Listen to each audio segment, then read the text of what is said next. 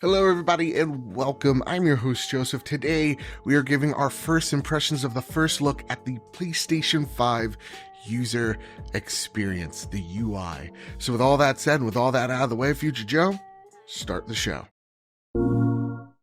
So, everyone, we're finally here. We're finally getting a look at the first look at the PlayStation 5 user experience. PlayStation dropped this early in the morning today, and it's really the first glimpse of the PlayStation 5 UI that we've all been desperate to take a look at. So today I'm going to run y'all through what I thought was the most important things I got from this 11 plus minute video.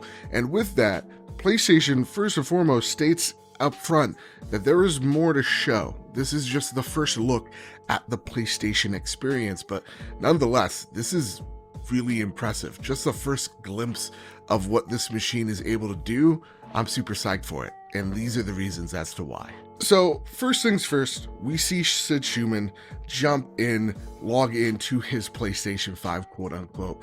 The one thing PlayStation wants to mention, and they mentioned a couple times here, is this is the first glimpse of what the PlayStation 5 is capable of.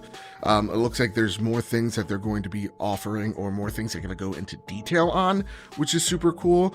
And yeah, I would like to know more about that create button. But with that, Sid Schumann jumps right into Little Big Planet from rest mode. This is a feature that we're used to on PlayStation 4, so it's not the most unique thing in the world, but what is unique is Control Center. This is what's pulled up when you enter rest mode. This is just literally a button press away. It looks like you press your PlayStation button once and it brings you to Control Center if you're in a game. Now, Control Center, it pretty much lays out everything you need in that game right in front of you. It is a snapshot of your PlayStation OS right there and personalized for you and the game you're playing. And all these little options, they call them cards. And so each card has something unique for that game you're playing. It looks like the first card is a new screenshot. And what that does is it's able for you, while you're in the game, to look at whatever you've captured with your capture button, whether that's a new screenshot, whether that is a video.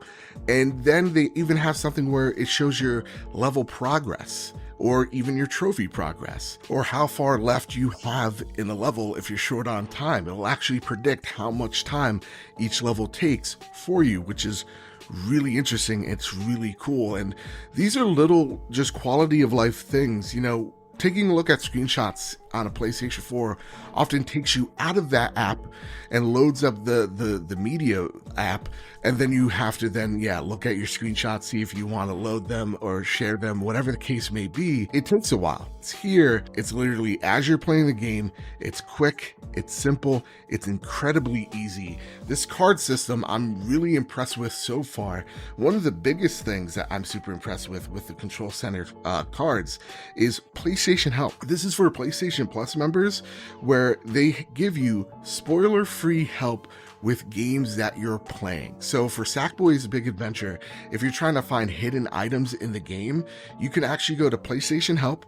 You can actually find what trophy you're kind of stuck on, and it'll actually help you, lead you there. It'll actually give you tips, screenshots, even videos that you can play while you're playing the level yourself.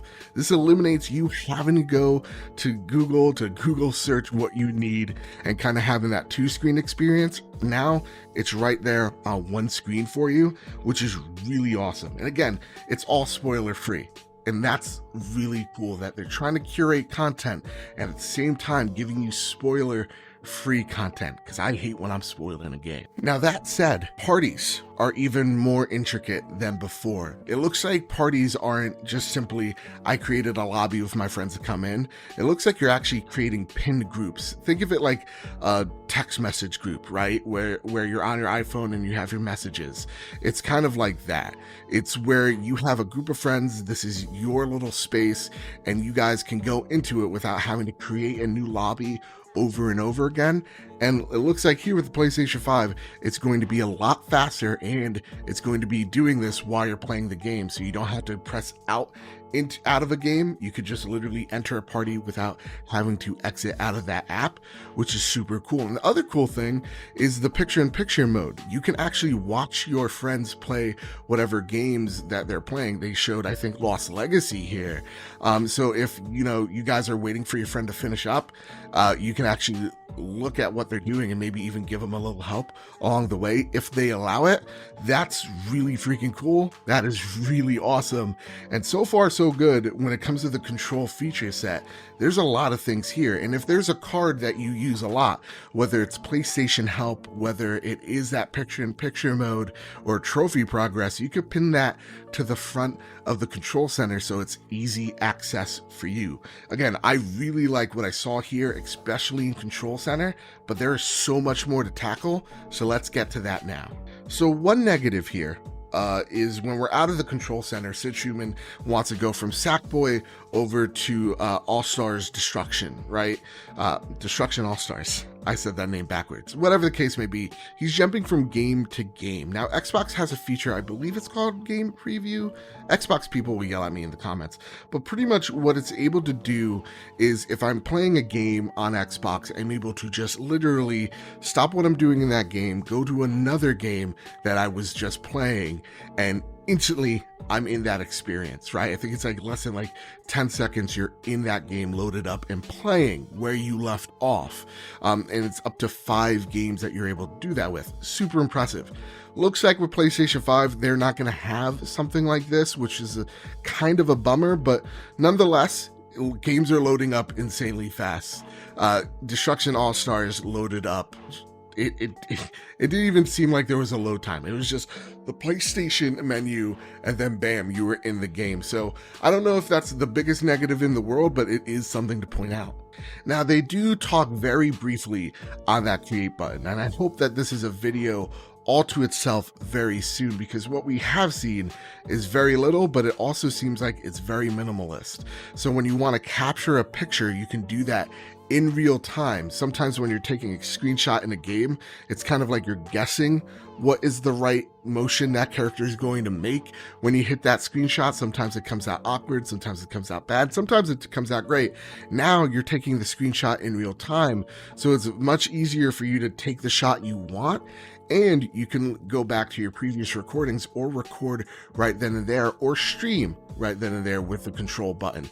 All seem really cool, but I would love to go into a little bit more detail, especially when they talk about editing each photo. That's really interesting to me.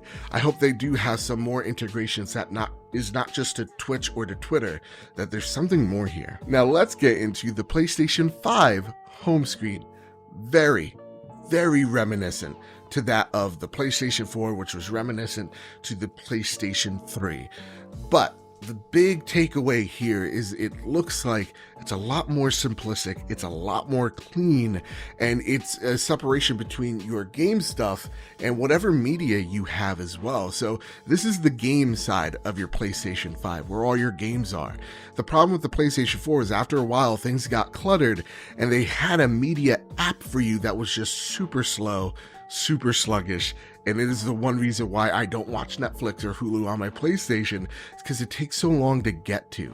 So having a separation between your games and your media, your movies, your Hulu, your Netflix, whatever have you, is a really awesome feature to have.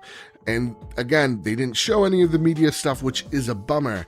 So it looks like that's going to be something we're going to see more of down the line. Now, they also teased a thing called PlayStation Explore, or the Explore app. This is all the PlayStation news and games that you're following. They didn't go much into detail here either, but it seems like your standard Explore situation you got here on your PlayStation 4, which is just an app that I don't think anybody's going to use. But even they themselves say that they're going to take a look at this app and curate it as time goes. It's only for the US at launch, and that there's going to be pretty much focus testing this as time goes on. So it looks like that's the app that's going to take the most time to kind of get to used to. That said, when we go into the PlayStation Store, we just got a snapshot here. But the one thing that they said is that this is no longer an app. This is something that's built into the system, which means that the store is going to be super easy to access. It's going to be super fast to get in and out of apps or to explore, and it's going to be personalized to each individual player.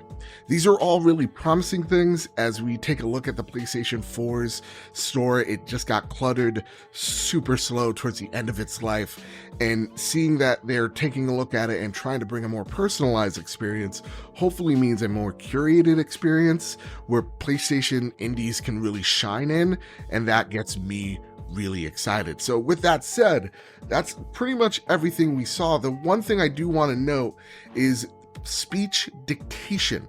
Speech dictation, I can't say that word. It's pretty much you being able to type things with the mic on the controller instead of having to go through the weird interface keyboard.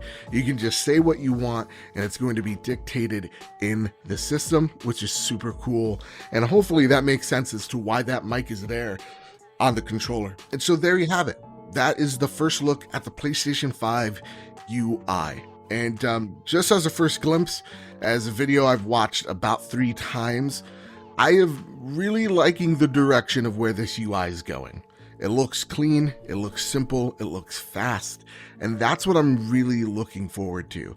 It looks like they really took the PlayStation 4 UI and said, okay, let's focus group this, let's see what PlayStation gamers are most frustrated with our UI, and fix those things. You know, not having to exit out of my game to look at my trophy progress and screenshots or other media, that excites me. You know, that is actually, I think, the biggest thing that I'm really hyped for. The new group/party feature is something that I'd like to learn more of, but seems really cool. And even the PlayStation Store seems promising, but we need to take a more deep dive on that user experience, which I hope they have for us before this thing launches in November. But with that said, I'm super hyped on it. I want to know what you all think down in the comments below. Did you like this presentation? Did you not? What was your favorite thing? What was a bit of a letdown to you? Put what you think down below, and we'll have a conversation about it, because here it's all about the conversation. It's all about the community. And yeah, with that said, if you liked what you saw, please hit like, share, subscribe. It helps me out. It grows this big, beautiful family that I call home. And so with all that said, with all that out of the way, everybody, keep your wits about you and have a nice one.